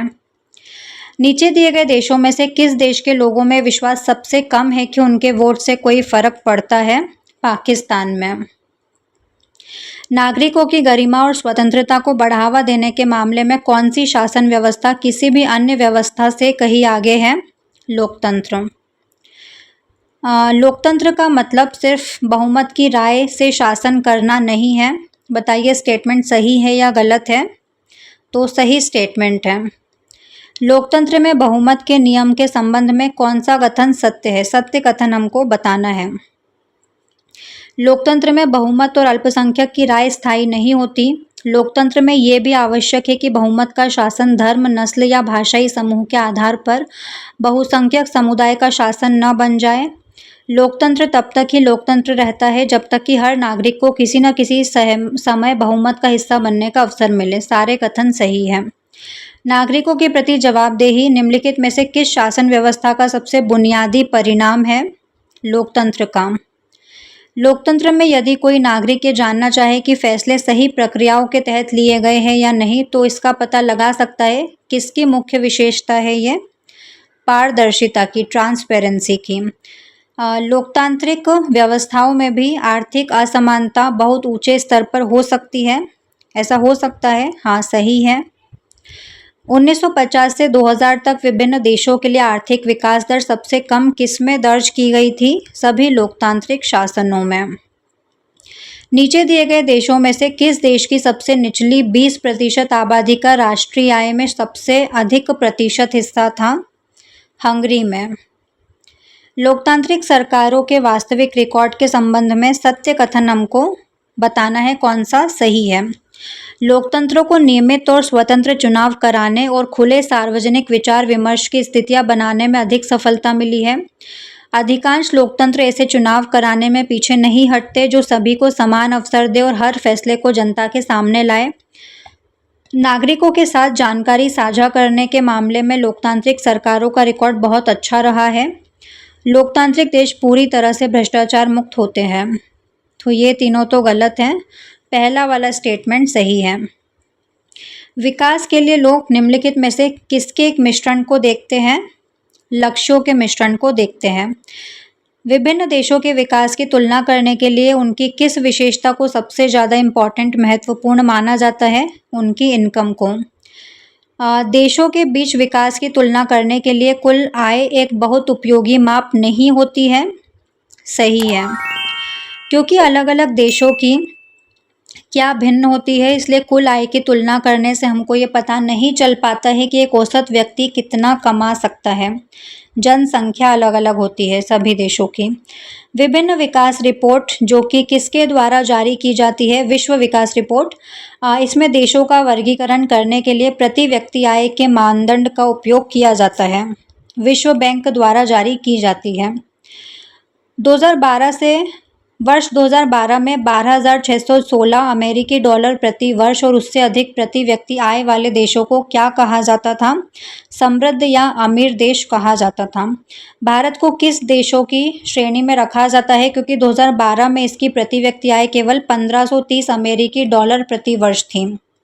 निम्न मध्यम आय वाले देश में रखा जाता। निम्नलिखित राज्यों में से 2012-13 के आंकड़ों के अनुसार किस राज्य की प्रति व्यक्ति आय सबसे ज़्यादा थी? 12-13 के अकॉर्डिंग पूछा है, तो महाराष्ट्र की। शिशु मृत्यु दर किसी विशेष वर्ष में पैदा हुए 100 जीवित बच्चों के अनुपात में उन बच्चों की संख्या दर्शाती है जिसकी मृत्यु किस आयु से पहले हो जाती है? 1 वर्ष से पहले। तो यहाँ पर 1000 जीवित बच्चे ज़्यादा सही रहेगा। साक्षरता दर किस आयु वर्ग में साक्षर आबादी के अनुपात को मापती है? 7 वर्ष और उससे अधिक। ठीक है, अब 7 साल के नीचे का अगर स्कूल जाता भी होगा तो भी उसको काउंट नहीं किया जाता है। खुद निवल उपस्थिति अनुपात नेट अटेंडेंस रेशो किस आयु वर्ग के स्कूल जाने वाले बच्चों की कुल संख्या को उसी आयु वर्ग के कुल बच्चों के प्रतिशत के रूप में दर्शाता है? 14 और 15 वर्ष। 2011 की जनगणना के अनुसार निम्नलिखित राज्यों में से किस राज्य की साक्षरता दर सबसे ज़्यादा है? केरला की। 2011 की जनगणना के अनुसार निम्नलिखित राज्यों में से किस राज्य में प्रति 1000 जीवित जन्मों पर शिशु मृत्यु दर सबसे अधिक है? बिहार में। किस राज्य का निवल उपस्थिति अनुपात नेट अटेंडेंस रेशो सबसे ज़्यादा है? केरला का। धन पैसे के संबंध में कौन सा कथन सत्य है? सत्य कथन हमको बताना है। पैसा आपके लिए प्रदूषण मुक्त वातावरण नहीं खरीद सकता, ये सही है। पैसा ये सुनिश्चित नहीं कर सकता कि आपको बिना मिलावट की दवाएं मिले, ये भी सही है। और हो सकता है कि पैसा आपको संक्रामक बीमारियों से भी ना बचा पाए, ये भी सही है। जब मौत आनी है तो आएगी फिर, ठीक है, पैसा तो नहीं बचा पाएगा। यदि किसी वयस्क व्यक्ति का बॉडी मास इंडेक्स जो BMI है कितना है तो उसे कुपोषित माना जाएगा। कितना BMI होने पर कुपोषित माना जाएगा? 18.5 से कम। यदि किसी वयस्क व्यक्ति का बॉडी मास इंडेक्स कितना है तो उसे अधिक वजन वाला माना जाएगा, उसको ओवरवेट माना जाएगा। 25 से अधिक। तो कितना होना चाहिए? 18 से 25 के बीच में आपका BMI होना चाहिए। UNDP द्वारा प्रकाशित मानव विकास रिपोर्ट देशों की तुलना किस आधार पर करती है? लोगों की स्वास्थ्य स्थिति, प्रति व्यक्ति आय, लोगों का शैक्षिक स्तर, सभी के आधार पर किया जाता है। 2013 की रिपोर्ट के अनुसार विश्व में किस देश की मानव विकास सूचकांक रैंक 135 थी? भारत की। निम्नलिखित दक्षिण एशियाई देशों में से जन्म के समय किस देश की जीवन प्रत्याशा सबसे ज़्यादा थी? श्रीलंका की। कृषि, डेयरी, मत्स्य पालन, वानिकी ये किसके उदाहरण हैं? प्राथमिक क्षेत्र के उदाहरण हैं। कौन सा क्षेत्रक उन गतिविधियों को कवर करता है जिसमें प्राकृतिक उत्पादों को विनिर्माण के माध्यम से अन्य रूपों में बदला जाता है, जिसे हम औद्योगिक गतिविधि से जोड़ते हैं? तृतीयक क्षेत्र। ठीक है। अच्छा, मैन्युफैक्चरिंग है ना, सॉरी, नहीं, तृतीयक क्षेत्र नहीं आएगा, सेकेंडरी सेक्टर इसका सही आंसर होगा। द्वितीयक क्षेत्र मैन्युफैक्चरिंग है। निम्नलिखित में से कौन सा तृतीयक क्षेत्र के अंतर्गत आता है? परिवहन, संचार, दोनों। सेवा क्षेत्र में कुछ ऐसी आवश्यक सेवाएं भी शामिल है जिसे सीधे तौर पर वस्तुओं के उत्पादन में मदद नहीं करती है। सही स्टेटमेंट है। निम्नलिखित में से कौन ये दर्शाती है कि किसी देश की अर्थव्यवस्था कितनी बड़ी है? ठीक है, किससे पता चलता है हमको? जीडीपी से पता चलता है। पिछले 100 वर्षों में विकसित देशों में अर्थव्यवस्था का झुकाव किससे किसकी ओर बढ़ा है? कुल उत्पादन के मामले में अभी क्षेत्रक सबसे इम्पॉर्टेंट बन गया है, द्वितीयक से तृतीयक क्षेत्र की ओर बढ़ा है।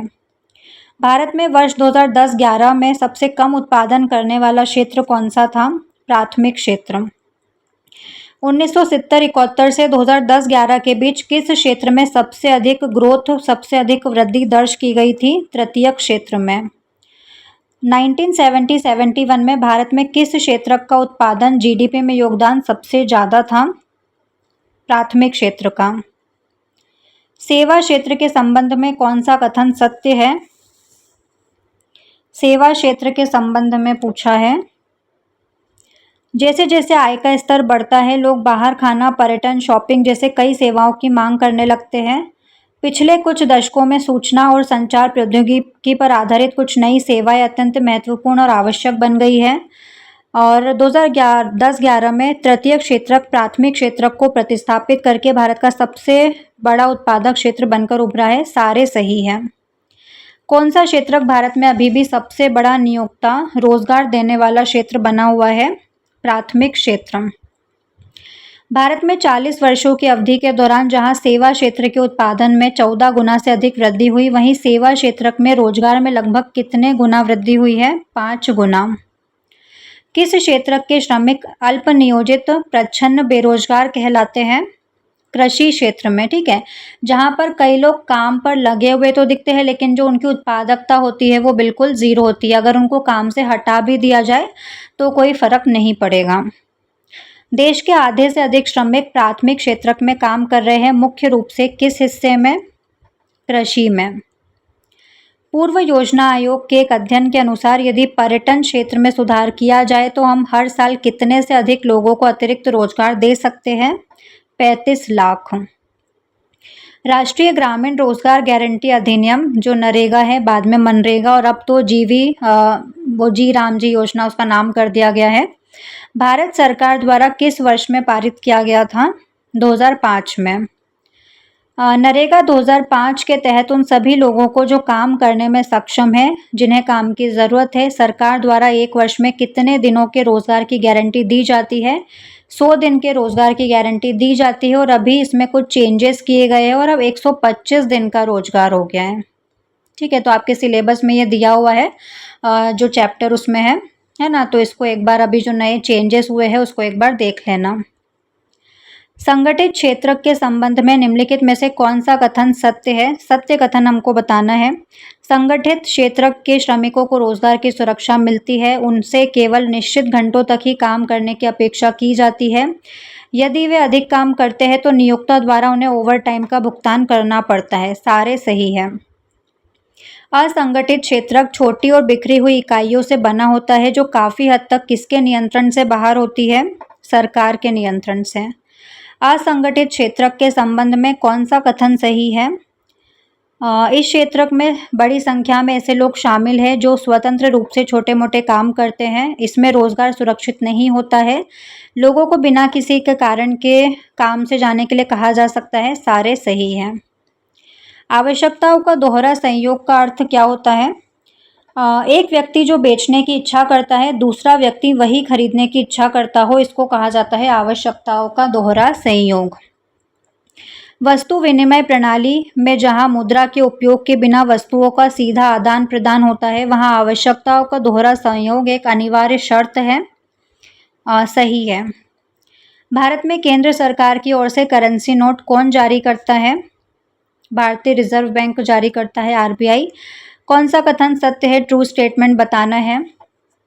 भारतीय कानून के अनुसार आरबीआई के अलावा किसी अन्य व्यक्ति या संगठन को मुद्रा जारी करने की अनुमति नहीं है, सही है। ये कानून भुगतान के माध्यम से के रूप में रुपए के उपयोग को वैध बनाता है, वैलिड बनाता है, जिसे भारत में लेन देन के निपटान में मना नहीं किया जा सकता, ये भी सही है। भारत में कोई भी व्यक्ति कानूनी रूप से रुपए में किए गए भुगतान को स्वीकार करने से मना नहीं कर सकता, सारे ही सही हैं। आजकल भारत में बैंक अपनी कुल जमा राशि का लगभग कितना प्रतिशत हिस्सा नकद के रूप में रखता है? 15%। बैंक जमा राशि के मुख्य हिस्से का उपयोग किस कार्य के लिए करती है? ऋण देने के लिए। कर्जदारों से वसूले गए ब्याज और जमाकर्ताओं को दिए गए ब्याज के बीच का अंतर ही बैंकों की आय का मुख्य स्रोत होता है, सही है। ग्रामीण क्षेत्रों में साख या ऋण की मुख्य मांग किस कार्य के लिए होती है? फसल उत्पादन के लिए। निम्नलिखित में से कौन सा समर्थक ऋणाधार का एक उदाहरण है? पशुधन, जमीन, बैंकों में जमा पूंजी, सारे ही। ऋण की शर्तों के विभिन्न घटक कौन से हैं?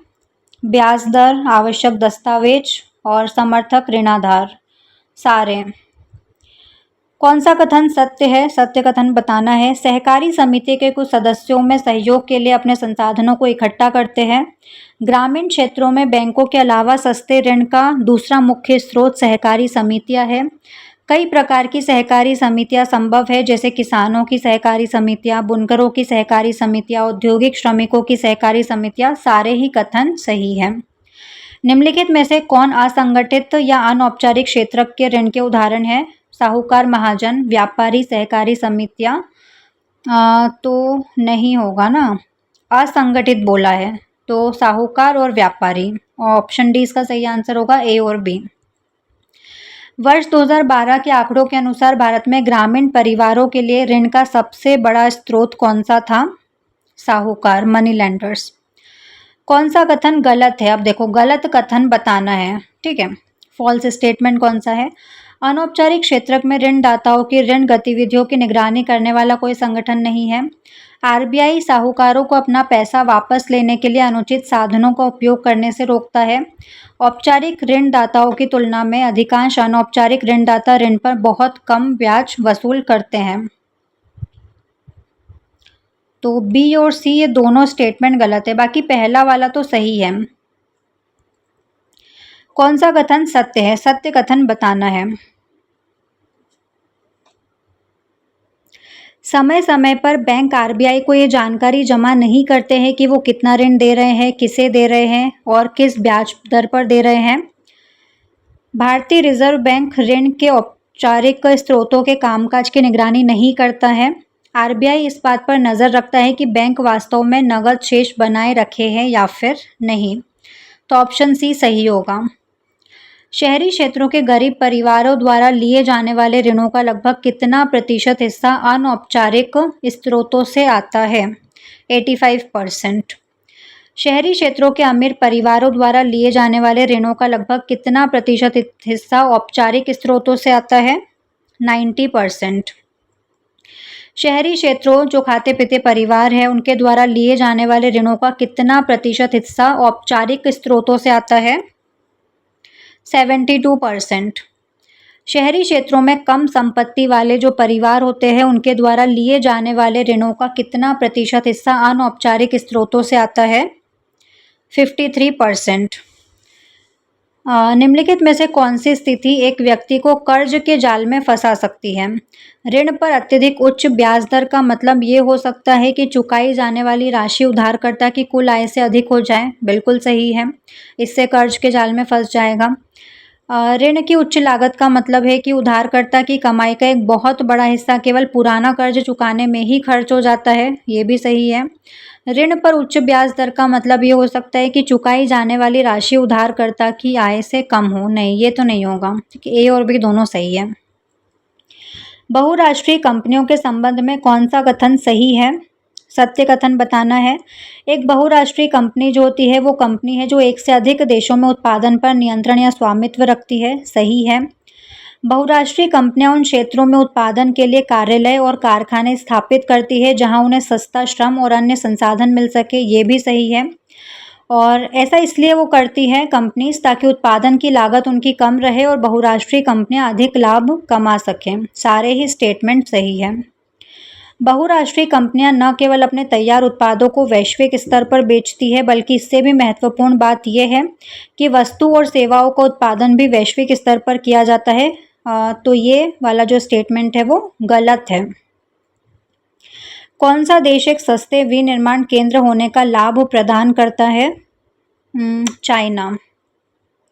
कारगिल फूड्स जो एक बहुत बड़ी बहुराष्ट्रीय कंपनी है, भारत में खाद्य तेल की सबसे बड़ी उत्पादक है, जिसकी क्षमता प्रतिदिन 50 लाख पाउच बनाने की है। ठीक है, कहाँ की कंपनी है ये? अमेरिकन कंपनी है। जूते, चप्पल और खेल का सामान उन उद्योगों के उदाहरण है जहां दुनिया भर में बड़ी संख्या में छोटे उत्पादकों द्वारा उत्पादन कार्य किया जाता है। सिले सिलाए जो वस्त्र होते हैं।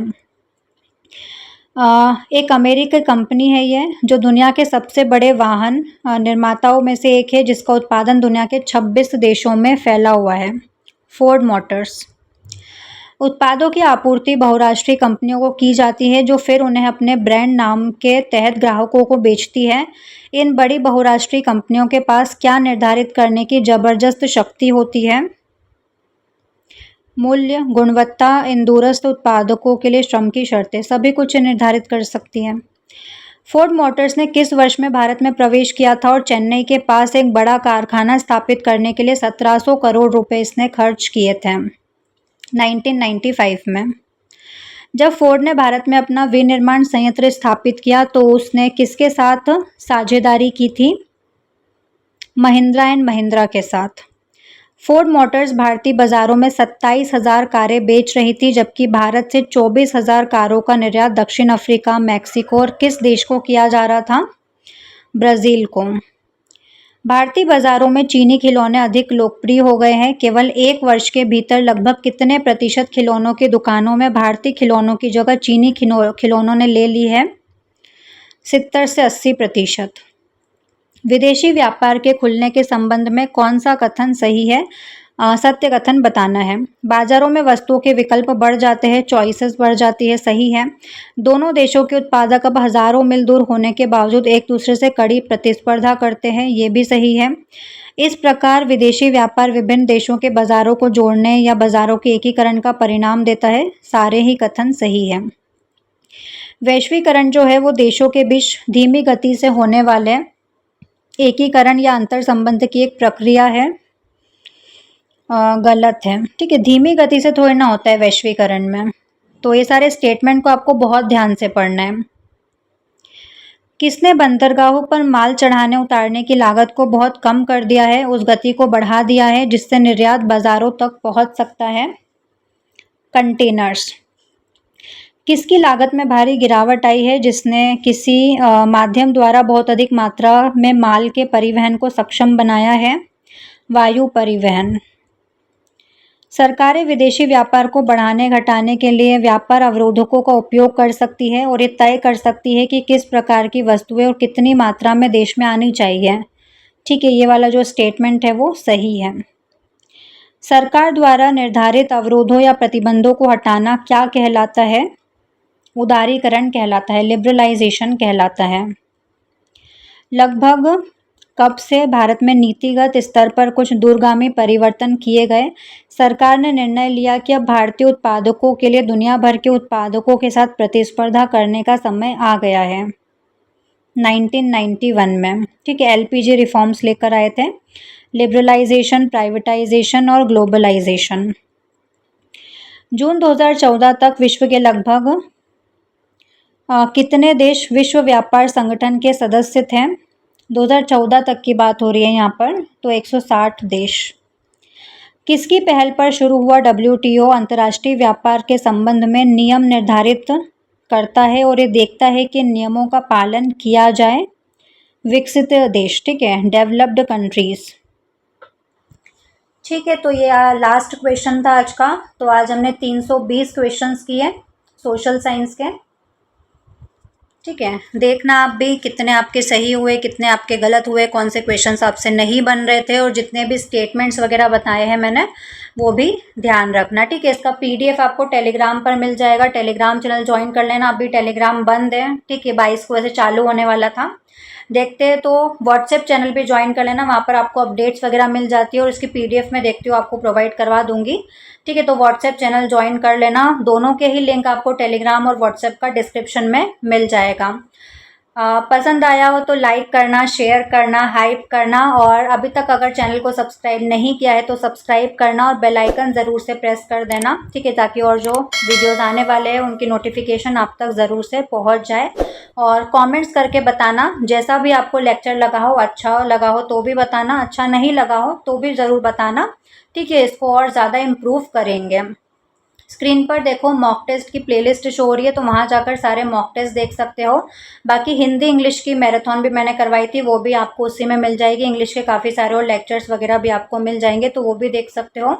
आज के लिए बस इतना ही, हम मिलते हैं नेक्स्ट वीडियो में। जय हिंद।